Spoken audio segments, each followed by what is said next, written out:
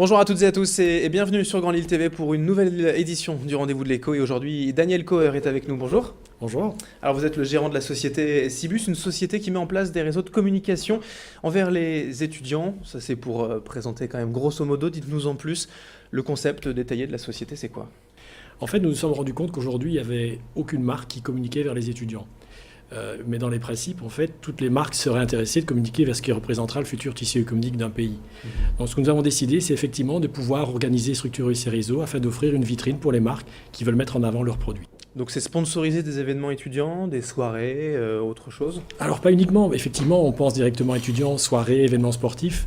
Mais à côté de ça, la vie étudiante est assez riche. Il y a beaucoup d'organisations, d'associations qui gravitent autour de ces écoles, de ces établissements, comme beaucoup de produits aussi. Là, nous avons mis des partenariats avec différentes sociétés comme B-School, une société lyonnaise qui fait des textiles étudiants, One Year One Book qui offre des réseaux sociaux pour les étudiants. Donc l'idée, c'est de créer vraiment tout un support de communication que les marques pourront utiliser pour donner de la visibilité à leurs produits. Alors cette société Cibus, pour rappeler un petit peu son histoire, elle a été créée où et quand?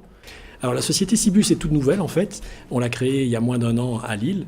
Elle dépend d'un groupe luxembourgeois qui lui existe depuis une dizaine d'années, que j'ai créé avec un partenaire et qui a vocation effectivement de déployer ses stratégies sur différents pays. Et la France est le premier que nous avons choisi.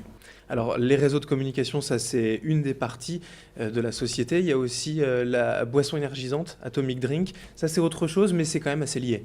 Disons qu'effectivement, nous avons la possibilité via ces réseaux de mettre en avant des produits. Il se trouve que nous avons repris également la licence d'une boisson énergisante qui s'appelle donc Atomic, que nous avons lancée il y a quelques mois sur Lille. Et donc effectivement, nous utilisons ce réseau pour offrir des canettes aux étudiants et découvrir ce nouveau produit. Et par là même, effectivement, nous permettre d'ouvrir les réseaux de distribution à ces produits sur Lille et d'autres régions par après, nous espérons. Alors ça c'est belge en fait à la base Atomic, et donc venir à Roubaix ou en tout cas à Lille, dans la métropole lilloise, c'est un peu naturel pour vous, c'est la première porte d'accès au marché français?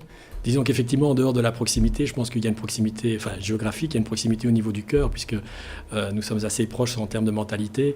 Donc pour nous, c'était vraiment un passage naturel, et il y a un devoir de commencer par la région lilloise pour lancer notre produit. Est-ce que le marketing, donc les réseaux de communication envers les étudiants, c'est plus compliqué ou plus facile comme cible, comme client?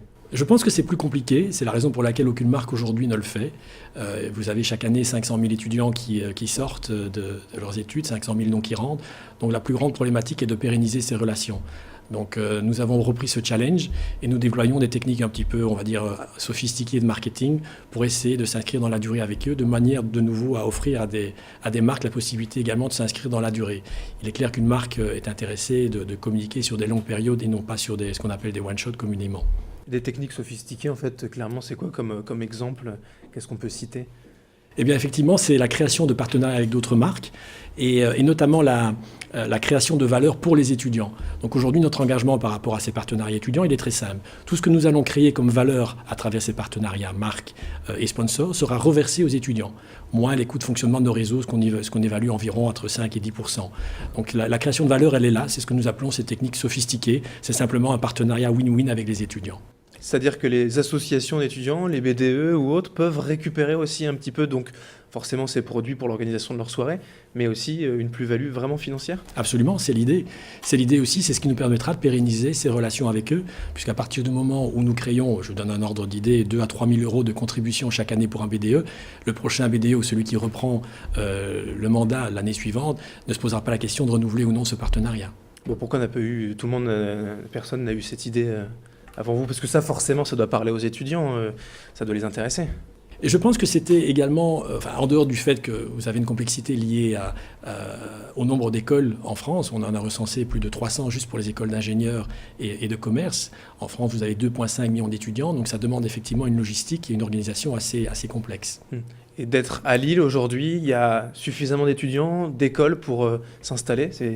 Alors non seulement il y en a suffisamment, mais en plus, les Lillois sont très ouverts à ce type de partenariat et d'initiative.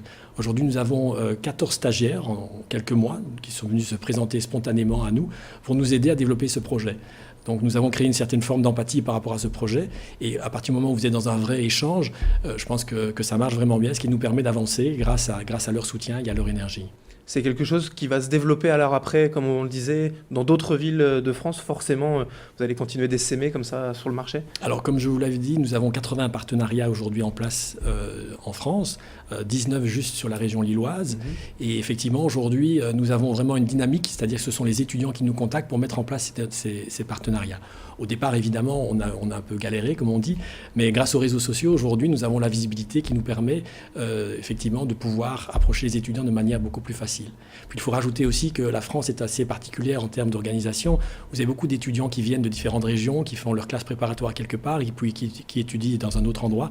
Et grâce aux réseaux sociaux, nous pouvons bénéficier de cette mobilité géographique et de la visibilité qu'elle nous offre. Alors concrètement, où est-ce qu'on peut vous retrouver? Évidemment sur Internet, sur les réseaux sociaux également, si certaines personnes sont intéressées pour vous rechercher. Alors si vous voulez voir un petit peu comment ça se passe, vous pouvez aller voir sur le site de notre boisson énergisante, donc Atomic Energy Drink France. Sinon sur notre site Cibus, CIBUS.